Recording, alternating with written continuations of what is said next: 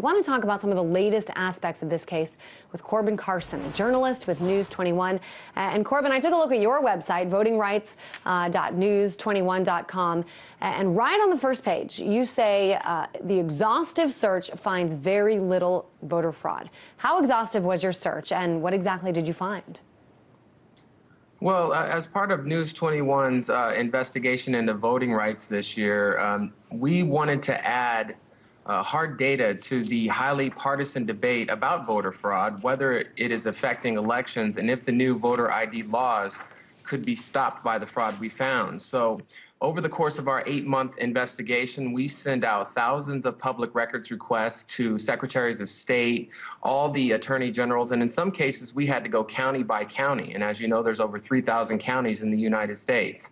And what we found was, over the course of 12 years, was 10 cases of voter impersonation, which is the only type of fraud that can be potentially stopped by the new voter ID laws. You said 10 cases? That's correct, 10 cases. Put this in like a perspective.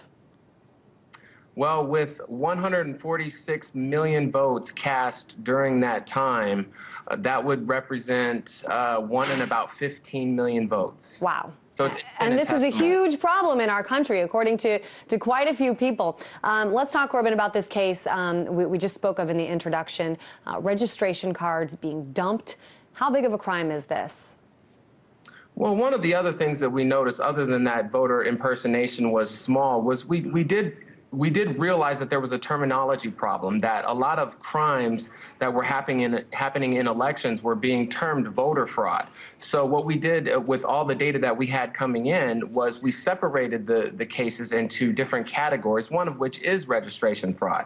And what we found was registration and absentee ballot fraud made up just under 40% of the cases that were reported to us. Talk a little bit about the irony here that this case, a conservative group, and yet it's conservative groups, you know, they were doing what they were accusing others of doing. Well, News 21 is a nonpartisan organization, so I wouldn't presume to suggest what the data actually means. What we wanted to do was just add the hard data to the discussion so that the different, I guess you could call them pundits on either side, could argue it out on their own. What about some of the other tactics? I mean, I don't know to what extent this figured into your research. A barrage of voter ID laws or new laws. Basically, a lot of these did get overturned by the courts, but a lot of these laws in states like Texas and Pennsylvania, some of them affected people who had served time in prison. They had served their time, they had gotten out of prison, got jobs, they were tax-paying citizens. Talk a little bit about all of these tactics and how they might figure into this election. Well, you know, our entire investigation was a wide range of voting rights with News 21. So we did have investigations into disenfranchisement, into felon voting, and that sort of thing. But I encourage your viewers to look on our website, go through our data. Not only did we put the results of the data up there, we also included every report that we received from every state. Every case is on there, over 5,000 documents. You can look in your state, in your area, and see exactly what kind of voter fraud was reported by your local officials. But to answer your question, again, I wouldn't presume to add any tactics one way or the other. We just really felt that hard data was needed for this discussion. What were some of the things, Corbin, that surprised you the most in this research? Well, from speaking with election officials and election experts, one of the things that we heard a lot over the course of this eight-month investigation was that the election system itself is broken. Every single county handles their election their own particular way. So one of the common threads that we heard from people we talked to was that maybe some sort of uniformity or some sort of standard could be applied to make the election system run a little more efficiently. Yeah, that is really interesting. I mean, so what do you suggest then? I mean, what do you think people should take from this data that you've gathered? What should people take from the data gathered? You know, again, after doing so many interviews, it's I hesitate to add any opinion one way or the other.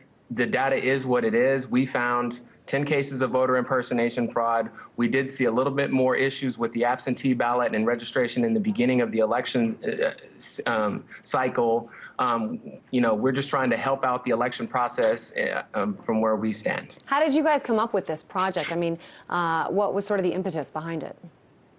Well, each year, News 21, which is funded by the Carnegie and Knight Corporations, each year they pick one investigative topic to do an in-depth investigation on. This year it was voting rights.